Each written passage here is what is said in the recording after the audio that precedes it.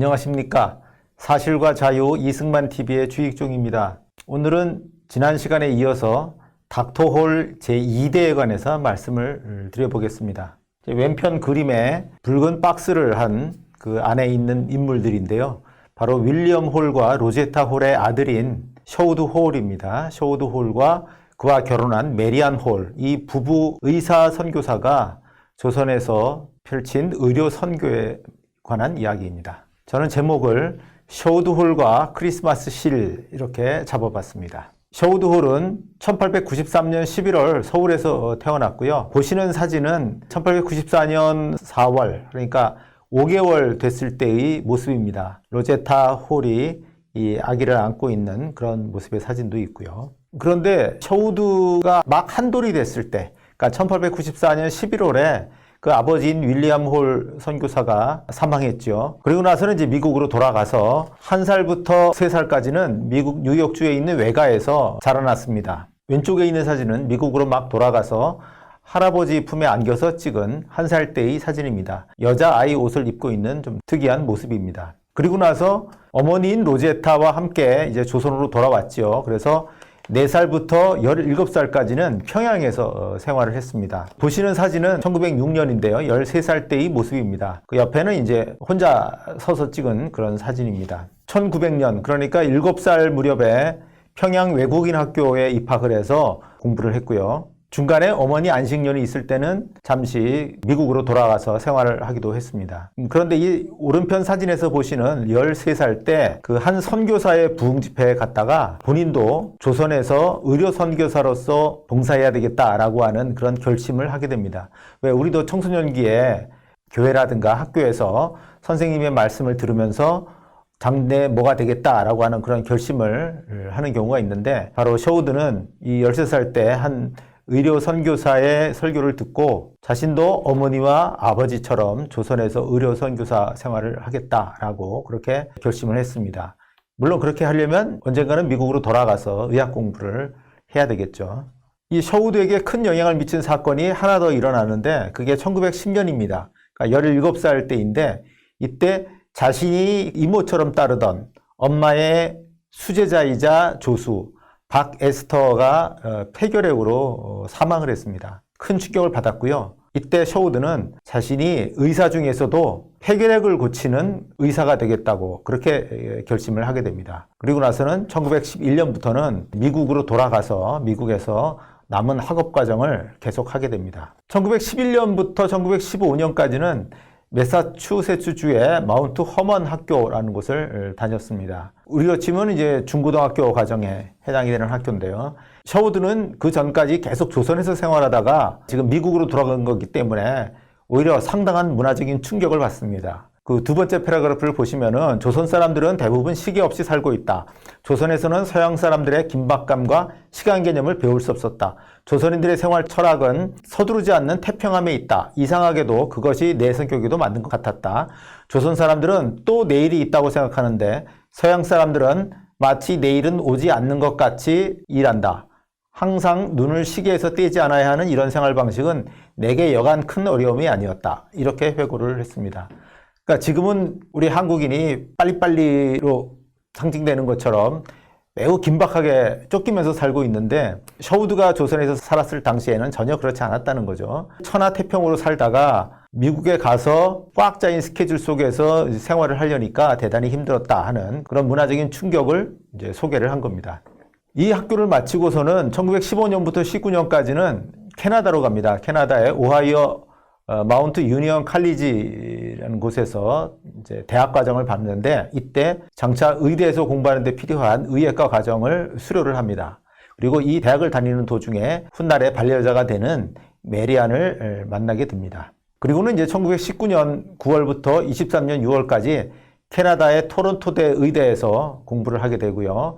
의대 공부를 마친 후에는 필라델피아 병원에서 인턴을 하고, 그 다음에 자기가 결심했던 바대로 뉴욕 결핵요양소 병원에서 전문의 과정을 마칩니다. 한편 메리안도 이 셔우드처럼 의료 선교사가 되기로 결심하고 1920년부터 24년까지 1년 늦습니다. 필라델피아 여자의과대학을 마쳤고요. 그리고 이제 피츠버그 병원에서 인턴 생활을 했습니다. 자, 이렇게 의대를 마치고 또 인턴 과정도 마치고 나니까 이제 의료 선교사로서 파송되는 일만 남았는데 문제는 감리교 선교회에 예산이 없다는 것이었어요. 이때 이제 어머니 로제타가 자신의 부유한 친구들에게 부탁을 합니다. 그래서 로제타의 친구분들 중에 울버틴이라고 하는 분이 있었는데 이분이 조선 파송 예산을 지원해 주기로 합니다. 처음에 3년 동안의 경비를 맡아 주었고요. 3년 기간이 끝나고 나서는 다시 한 번 더, 이번에는 5년간 경비를 지원을 했습니다. 그러니까 이 어머니의 친구라고 하는 울버틴 여사도 사실은 매우 큰 일을 한 것이죠. 그리고 나서 조선으로 돌아오기 전에는 런던의 열대병 학교에 가서 6개월 동안 연수를 합니다. 연수를 하고 이제 해주 노튼 병원에 부임을 하게 되는데 셔우드의 어머니 로제타는 평양 연합기독병원이 있었는데 거기에 안 온 것에 대해서 상당히 불만을 표시를 했다고 합니다. 1926년에 이제 조선에 도착하는데요. 2개월 동안은 이제 조선어 학교에서 강습을 받습니다. 셔우드는 조선어를 꽤 할 수 있었지만은 메리아는 전혀 못하는 상태였기 때문에 2달 동안 이제 조선어 강습을 같이 받고요. 그래서 도착한 곳이 해주의 노튼 병원이라고 하는 곳입니다. 노튼 병원은 해주에서 의료 선교 활동을 한 노튼이 1913년에 연 병원입니다.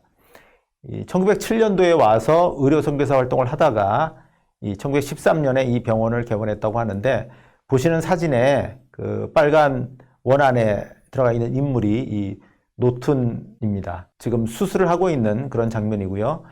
이 노튼은 1922년까지 노튼 기념병원에서 봉직하다가 이 세브란스 의전의 교수로 부임을 하게 됐고, 그래서 다른 사람이 노튼 병원의 원장으로 이제 부임을 했습니다. 그랬다가 이 사람이 몸이 아파서 그만두고 떠난 다음에 그 자리에 셔우드가 들어가게 된 것입니다.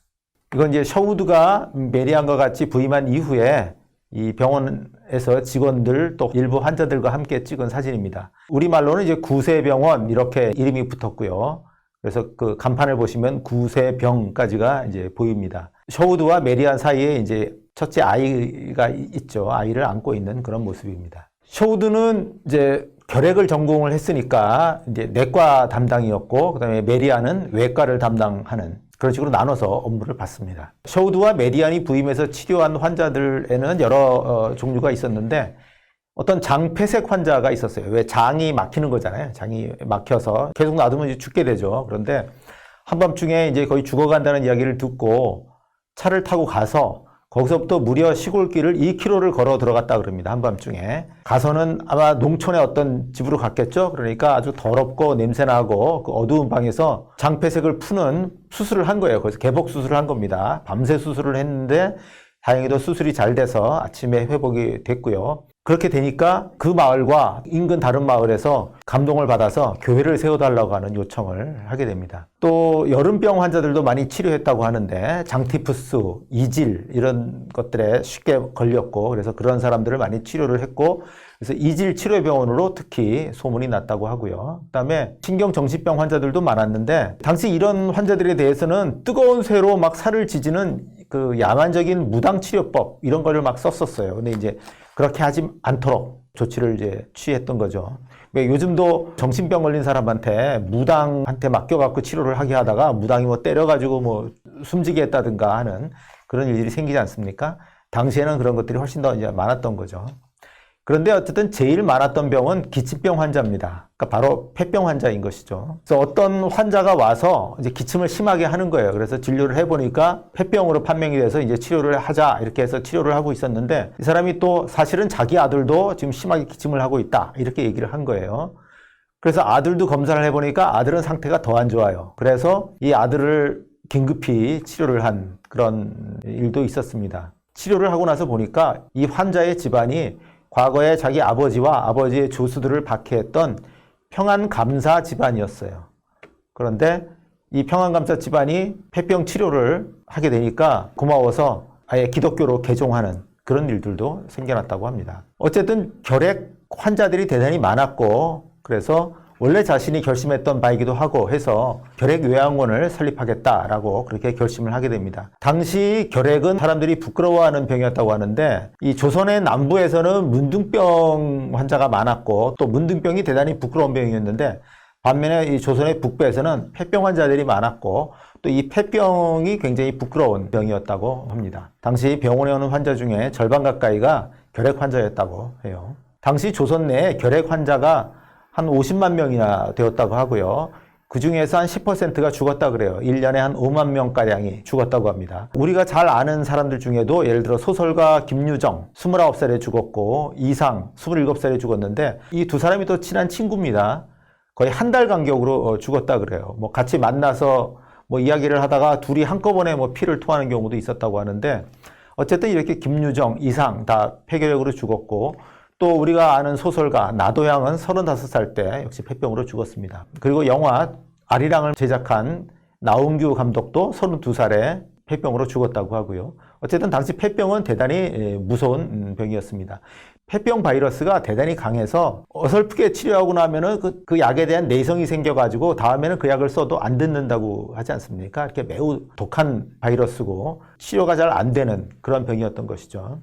제가 통계 하나를 좀 가져왔는데 그 전체 사망자 중에 호흡기병으로 인한 사망자를 본 겁니다. 그 퍼센트를 본 건데 맨 왼쪽이 1913년인데 1913년에서 갑자기 쭉 올라갔다가 내려갔다 이러는 거는 이제 1910년대 말에 강력한 독감 인플루엔자가 조선을 덮쳤던 결과였고요. 한 20년대 중엽부터는 안정적 추세라고 생각이 되는데 보면은 전체 사망자의 14% 전후가 이 호흡기병 사망자였어요. 호흡기병 사망자가 전부가 폐병은 아니지만 어쨌든 그 중에 폐결핵이 상당한 비중을 차지하고 있다 이렇게 얘기할 수 있습니다. 이 높은 사망률을 1980년대하고 한번 비교를 해봤습니다. 1980년대 중반 정도에 보면은 전체 사망자 중에 한 4% 정도가 호흡기병 사망자였어요. 그러니까 의료 보건이 발달한 이 1980년대에 비해서는 일제하에서 호흡기병 사망자의 비중이 대단히 높았다는 걸 알 수 있고 당시에 그만큼 폐병 환자가 많았다 하는 것을 알 수가 있겠습니다.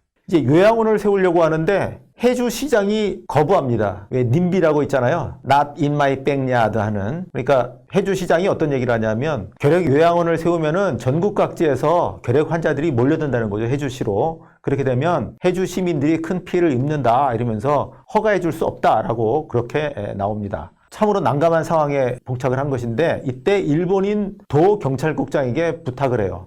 그러면서 새로 땅을 사고 그곳에서 허가를 새로 받게 됩니다. 그러면서 1928년 3월 달에 요양원 건축 허가를 얻고 28년 4월에 기공식을 갖게 됩니다. 그리고 이때 그 어머니 로제타의 고향 친척과 친구가 이 병원에서 쓸 자동차까지도 선물을 해줍니다. 그렇게 해서 1928년 10월에 결핵 요양원을 개원을 합니다. 보시는 사진에 나오는 건물이 해주의 구세 결핵 요양원입니다. 요양병원 건물을 아주 잘 지어놨다는 것을 알 수가 있습니다. 이 만드는 과정에서도 다른 어려움들도 있었는데 마침 또 해주시장 아들이 폐병에 걸렸어요. 그래서 이 병원에 입원을 하게 됐는데 그러고 나니까 해주시장이 마음을 고쳐먹고는 요양원에서부터 나오는 도로 개설에 협조를 해주게 되고 그 다음에 도로 용지를 어쨌든 사야 되는데 그 도로 용지를 팔겠다고 하는 사람이 너무 좀 고가를 불렀는데 어떤 다른 환자가 그 모자라는 돈을 또 기부를 합니다. 뭐 이런 식으로 해서 이 어쨌든 요양원이 순조롭게 개원을 할 수가 있었습니다. 그런데 서우드의 결핵 퇴치 사업에서 정점은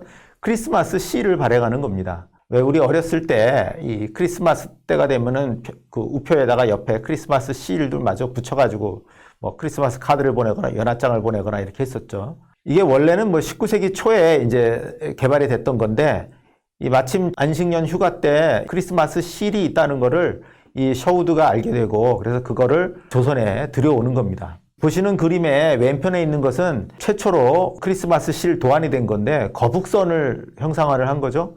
그런데 이 거북선이라는 거는 이순신 장군이 이제 왜군하고 싸울 때 썼던 전함 아니겠습니까? 이러니까 이 부분에 대해서는 허가를 못 내주겠다 이렇게 됐어요. 그렇게 돼서 도안을 바꿔서 그 오른편에 있는 남대문을 그린 크리스마스 시를 개발을 하게 됐습니다. 거기 보시면 맨 밑에 해주 구세 요양원 이렇게 쓰여 있습니다. 보시는 그림의 왼편에 있는 것은 1934년 12월에 발행된 크리스마스 실입니다. 그 다음에 이제 그 한가운데 있는 것은 크리스마스 시를 목판 인쇄를 한 연화장이었다고 하고요. 그 다음에 맨 오른편에 있는 것은 그 1940년도 맨 마지막 해인데 압수당한 그 크리스마스 시리라고 합니다. 어쨌든 이렇게 시를 발행해서 많은 사람들로부터 후원금을 모으고 이렇게 하다 보니까 요양원이 계속 발전을 해요. 그래서 처음에는 병상이 8개밖에 안 됐는데 나중에 60개 병상을 갖춘 아주 큰 요양원으로 발전을 하게 되고요. 그리고 1933년에는 친척의 거액 후원금 덕분에 어머니의 이름을 딴 300석 규모의 로제타 교회당도 이 해주에 건설을 하게 됩니다. 이렇게 결핵 퇴치 사업이 이제 순조롭게 되는 와중에 1937년에 중일전쟁이 일어나고 나서 원산 쪽에 이 외국인 선교사들이 별장 휴양촌을 갖고 있었는데 일본 당국이 거기에 이제 군 기지를 건설하겠다라고 하면서 휴양촌에 철거를 요청하게 됩니다. 그러면서 그걸 대체할 부지로 화진포에 대체 부지를 제공을 해주면서 거기에다가 이제 별장을 지어라 이렇게 했는데 마침 독일 건축가로서 조선에 온 사람이 있었고 그래서 원래 이 사람한테는 조그마한 막사를 하나 지어달라고 부탁을 했는데 이 사람이 보고도 하지 않고는 지금 그림에 보시는 것처럼 아주 거창한 성체 같은 것을 건축을 해 놓은 겁니다. 이게 이제 화진포의 성이라고 지금은 이제 불리고 있는데 38선 이북 지역이기 때문에 해방 후에 북한으로 이제 귀속이 됐었고 여기에 김일성이 하루 와서 묵은 적이 있대요. 김정일을 데리고 와서 한번 묵은 적이 있습니다. 그래서 어린 김정일이 계단에서 찍은 사진도 있습니다. 6.25 전쟁 후에는 이제 우리나라에 수복이 됐고 지금도 고성 쪽으로 가면은 한 번쯤 들러보는 그런 명소가 되어 있습니다. 시청자 여러분께서도 나중에 시간이 되시면 고성 지역을 방문하셨을 때 한번 가보시면 좋을 것 같습니다. 자, 그런데 셔우드가 조선을 떠날 수밖에 없는 그런 사태가 벌어집니다. 그러니까 결국 일본이 미국, 영국과 적대 관계에 들어가서 이제나 저제나 전쟁이 터질 수도 있는 이런 이제 상황에 들어간 것이죠. 1940년에 이 육군 헌병 쪽에서 이 셔우드에 대해서 영국 스파이 혐의로 조사를 합니다. 왜 영국 스파이라고 하냐면 국적이 이제 아버지를 따라서 캐나다거든요. 근데 이제 캐나다는 당시 영국령으로 되어 있었기 때문에 영국의 스파이다라고 하는 그런 혐의로 조사를 하게 됩니다. 화진포 별장에서 사진을 찍었는데 그 사진을 왜 촬영했느냐, 사진을 촬영해서 영국군에게 넘기려고 했던 게 아니냐, 이제 이런 식으로 가당치도 않은 그런 혐의를 걸었던 거고요. 또 그토록 적은 봉급을 받으면서 왜 조선에서 일을 하고 있느냐, 수상쩍다, 뭐 이러면서 스파이 짓을 하기 위한 게 아니냐, 이런 식으로 이제 추궁을 했던 겁니다. 조사 후에 해주법원에 이첩이 됐는데 3개월 징역을 살든지 1,000달러의 벌금을 내든지 이렇게 하라고 그렇게 명령이 내려졌습니다. 징역을 살 수는 없는 노릇이고 하니까 벌금을 내고 조선을 떠나기로 그렇게 결정을 하게 되고요. 특히 1940년 10월에 이 미국인의 철수 훈령이 내려지는데 이때 벌금을 내고 나서 조선을 떠납니다. 이 조선을 떠나면서 읊은 시가 있습니다. 이게 미니 해스킨스라고 하는 여자 시인이 지은 시인데 이 시는 원래 God knows, 시는 아신다, 이제 이런 제목을 붙였는데 사람들이 부르기에는 이제 게이트 오브 이어 이렇게 이제 불렀다고 합니다. 잠깐 그걸 읽어보면은 나는 해의 문 앞에 서 있는 사람에게 말했네. 내가 미지의 길로 안전하게 걸어갈 수 있게 빛을 주시오. 그는 대답했네. 어둠에 들어가시오. 그리고 하나님의 손을 잡으시오. 그게 빛보다 나으며 아는 길보다 안전할 것이오. 어쨌든 반생을 바쳐서 조선에서 봉직을 했는데 이제 빈털터리가 돼서 떠나야 되는 상황입니다. 어디로 가야 할지 알 수 없는 상황인데 미지의 길이 열려 있는 거죠. 그때 빛을 주시오라고 보통 사람은 바라겠죠. 그런데 어두운 길에 들어가더라도 하나님의 손을 잡으면 그게 빛보다 낫고 아는 길보다 더 안전할 것이다 라고 하는 그런 마음으로 조선을 떠난 것입니다. 셔우드는 바로 인도로 전근을 가게 됩니다. 그래서 인도의 마르다 결핵병원에서 1940년부터 1963년까지 23년간 더 근무를 하고 만 70세가 되어서 은퇴를 합니다. 그래서 이제 캐나다로 귀국을 하는데 그때 서울을 거쳐서 귀국을 했다고 하고요. 그랬다가 한 20년 정도 더 지난 1984년 11월에 91세가 돼서 한국을 방문합니다. 그때는 이제 대한결핵협회에서 초청을 해서 이제 한국을 방문하게 되는 건데 그때 훈장, 모란장을 받게 되고요. 또 명예 서울 시민이 됩니다. 원래 서울 태생이었던 분이죠. 그리고 나서 한 7년 뒤인 1991년 4월에 98세를 일기로 별세합니다. 그리고 5개월 후에 부인인 메리안 홀도 별세를 하게 됩니다. 70년 가까이 같이 해로한 부부인데 이 남편이 먼저 죽으니까 그로부터 불과 몇 달 안 돼서 이 부인도 따라 죽은 것이죠. 그리고 나서는 셔우드와 메리안 홀 모두 양화진에 시신이 묻혔습니다. 보시는 것은 셔우드 선생 공적비에서 양화진에 서 있는 묘비입니다. 자, 이렇게 아버지, 어머니에 이어서 그 아들인 셔우드와 메리안도 이 조선에서 자신의 반생을 바쳐서 봉사를 했습니다. 특히 결핵 퇴치 사업에서 선구자적인 역할을 했고 그 이후 한국인들이 결핵의 공포로부터 벗어나는데 큰 기여를 했습니다. 오늘 우리는 이렇게 2대에 걸쳐서 이 한국을 위해서 봉사한 닥터 홀 일가에 대해서 감사하는 마음을 품어야 하지 않을까 그런 생각을 해봅니다. 네, 여기까지 말씀드리겠습니다. 감사합니다.